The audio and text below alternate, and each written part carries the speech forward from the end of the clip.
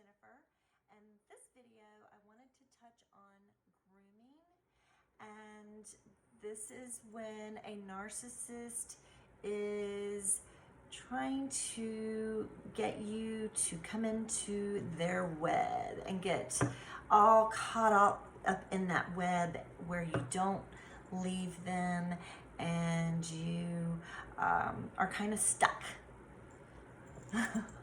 You stick yourself there, and actually they stick you there and they hope that you stay stuck there. And so the grooming process is something that is, you really don't see it. And in my last video, I talked about how anyone can come into the lurches of a narcissist or sociopathic type person and not even realize that that's what they're dealing with, especially if they don't have any awareness at all. And that's why pretty much everybody is bringing that awareness now. And that video talked about how, I was hoping to give examples of how that can happen to anyone, and talked about Jeffrey Epstein and that one. And the grooming process is something that we normally hear about when you think of pedophiles and they are trying to, be the nice person who maybe gives the kid candy, and they know the kids love candy, so they're going to give the kid candy. Or if they know that a child loves video games, they're going to make sure that they buy their favorite video game and have them come over and play the game with them. And they become pals at playing the game at first. And they win your trust over. They want to gain some kind of trust with you, or somehow use a vulnerability against you to keep you in their realm. And it's usually done over a longer period of time, but it can happen in a very short period of time as well. And it just depends on the narcissist or sociopathic type person, and even their prey. But it doesn't have to be just with children. This can be with grown-ups. It could be that you want a certain job, and they are someone who can get that job for you or help you get your foot in the door, or they are the boss and can give you that job. It could be that it could be a parent, it can be anybody that you know. And so it could be, if you're in the dating scene, if they know your vulnerabilities. So let's just say you're someone who is, a single mother with children, and you don't make a lot of money. I use this as an example because I've totally been this person before in my past. But, you're a single woman, you've got children, you don't make a lot of money, you want your children to have a good life, you would like to have a good lifestyle as well. And then this person comes into your life and they promise you things. They promise you this life, or they know that that the kids is a way to get to you. So, in women, and I guess men too, really do need to be careful about this, because the narcissist will be super nice to the children and do all kinds of things for the kids and be really close to the kids, to a point where you may feel that they're closer to the kids than they really are even to you, and that they value their opinion more, or and so they do things. They're getting narcissistic supply out of it too, because they could have been in a situation before where because they do recreate themselves, and it could be that they were in a situation before where everything went, all blast with that family, and people aren't looking at them in the way that they once did, or giving them the supply that they once did. And so they can recreate and move on, and even pull traits from they always take traits from relationships that they've had before, whether it doesn't matter who it is, family, friends, jobs, girlfriends, boyfriends, ex-wives, ex-husbands, whatever. They take traits and they take it into the next relationship. So it almost seems like they're recreating things and they're just trying to perfect it each time. And so it could be that they are grooming the children and they're getting narcissistic supply from it because the kids are giving them adulation, and because they're getting what they want. It's like fantasy land, and so they're getting everything that they want, and therefore they get you as well, because they know that if they hook the kids, it will be harder for you to leave that because of guilt and shame and you wanting your kids to have things. And so you may not want to leave that situation, even if they treat you bad, have treated you bad. And ways that they can treat you bad are, I mean, it could be financial reasons, you know, where they use you to help them financially. They may do things to help you, or make it seem like they're helping you, but what they're really doing is setting things up where it really helps them. And so they're using you. It could be that way. It could be that they use you as, you know, someone who just does all the stuff they hate doing. And so they can demean you, they can call you names, they can use you, they can triangulate you with family, friends, your own children. Next thing you know, you feel like your children don't like you as much and like them, because they're giving the kids everything they want. And kids are so innocent and vulnerable, and they know that. And so they're able to do that. And it's really not about the kids, it's about them. It's about them getting what they want and setting the stage for what they want, and triangulating people and trying to hurt people, and, you know, trying to get reactions. So and this can be in your friendships where, you know, they, maybe they want to take a friend that you have, and so they may start doing things for that friend that friend really needed something. So let's just say, I'm just, you know, say it's a job or something like that, and they can give that person that work. So all of a sudden they're getting paid, and now by this person that's grooming them, grooming everybody around you. And so that friend now is tied to them and needing them in a way that now they're more loyal, or it feels that way, and probably is going to end up that way, where they're more loyal to that person because they're getting paid and they're getting benefits and they're being promised things, which is usually future faking. But it's all for the narcissist's needs, for however long the narcissist needs that. And then when the narcissist doesn't need any of that anymore, it's like, and it doesn't, for the people that it's happening to, it may not feel like that they, you know, are really being groomed, because they think that the narcissist really likes them and is helping them, or just doing really nice things for them, and it doesn't feel that way to them. But it can feel that way to someone who's being abused and watching this play out, and they can see it, but they know that if they said something, nobody would believe them, because the narcissist is being nice to those people. And then later you think about like a Jeffrey Epstein case, and it's like where, you know, the same things played out. You know, they groomed, you know, hey, you need your college education paid for, I'll pay for your college education. You need a job with Victoria's Secret, you need clothing, your family doesn't have a lot of money, I can help you and your family.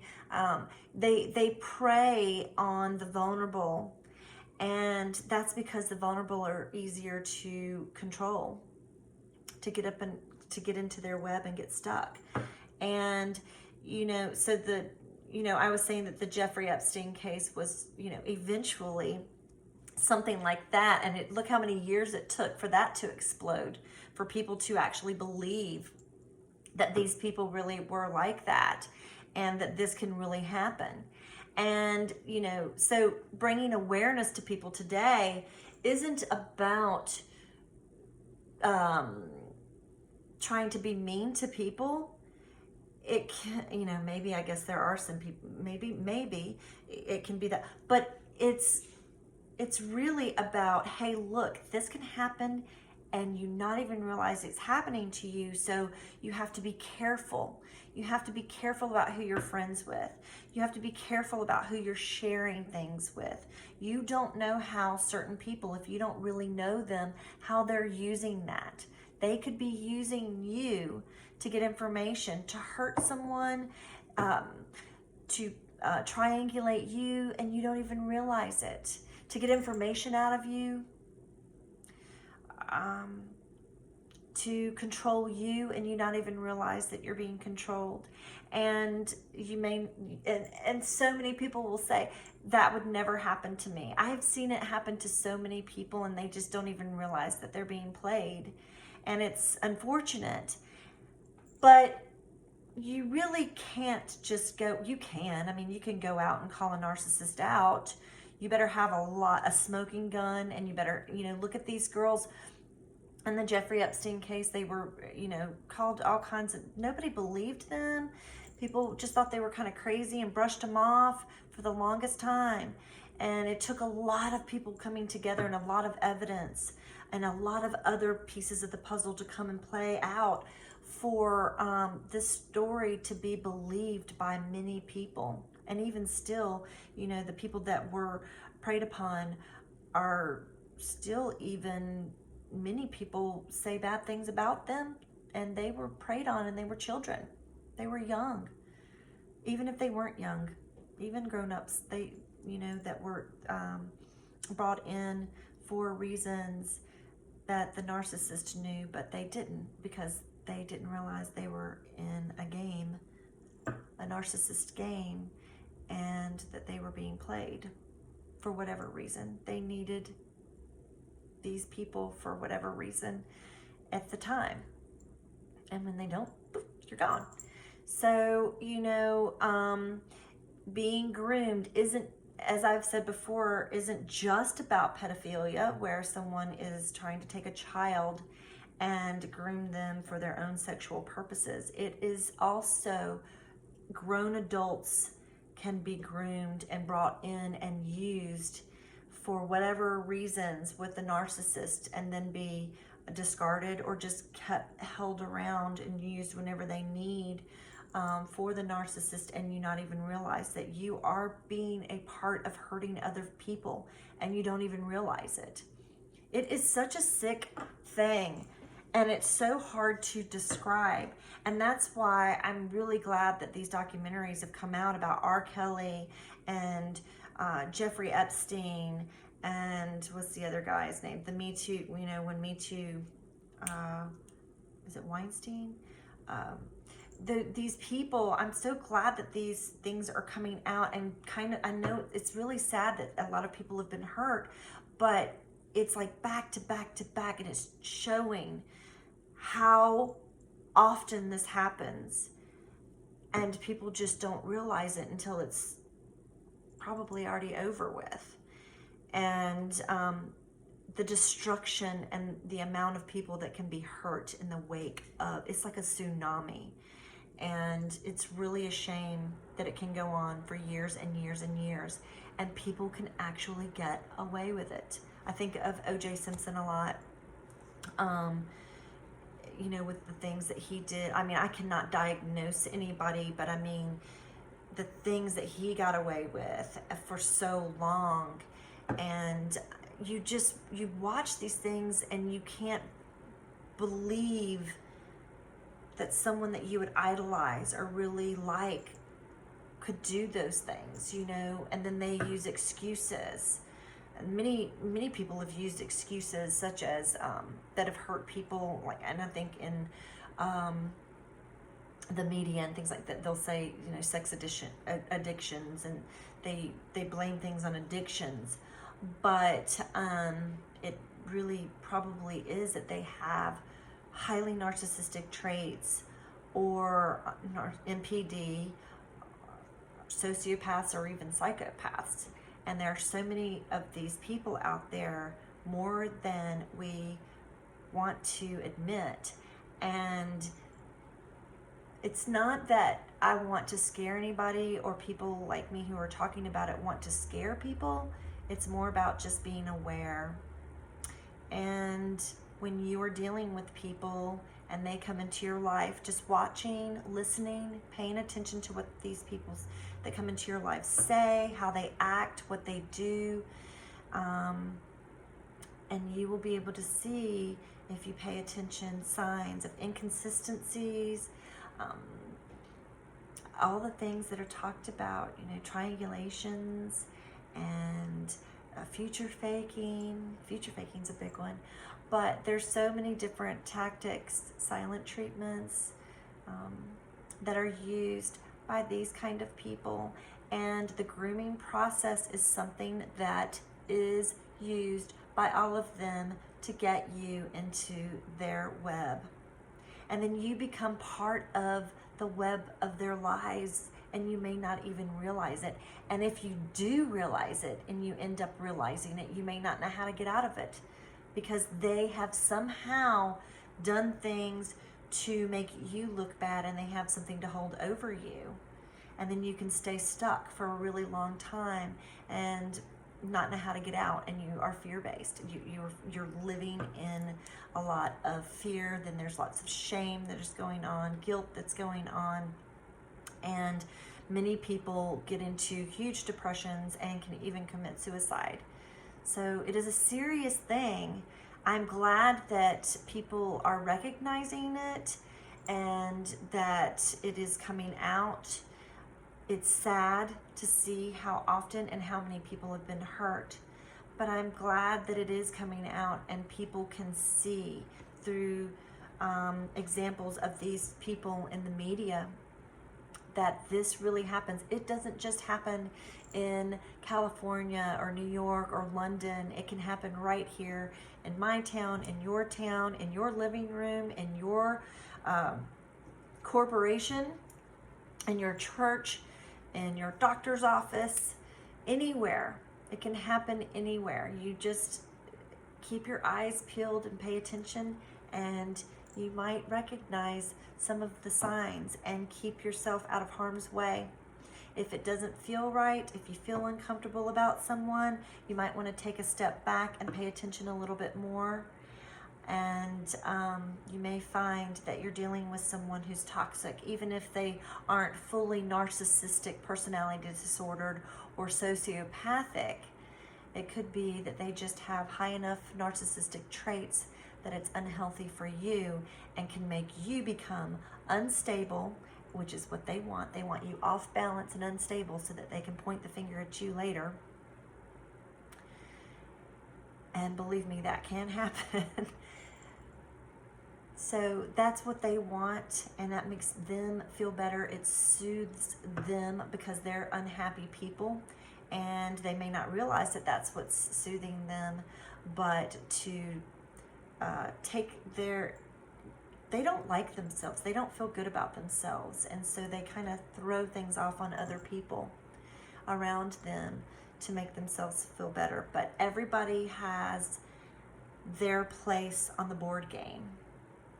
And depending on who you are and where you are and what you have to offer that person and what they need depends on where you are on that board game and how you're being played. And if you are aware of it and you're okay with being played and you're gaining something out of it, beware, because it could come back to haunt you. I mean, look at Prince Andrew right now. I mean, he played with someone like that, and now he's being questioned, and let's just hope he wasn't just like him. I can't say. I don't have enough information on that, but I am paying attention. Now I'm really paying attention. I'm quite interested to see what happens. And I hope that if you recognize within your family system, within your friendships, your groups, if you see someone doing things like this, you may not be able to convince other people of it, but you can distance yourself from it. You don't have to play. You don't have to get involved, because it will be toxic and it can come back to haunt you and a lot of other people. If you haven't subscribed to my channel, I hope that you will. I am so happy that you're here. I would love to eventually go live with everybody. And so, if you haven't subscribed, please subscribe, and I'll see you next time. Thanks. Bye.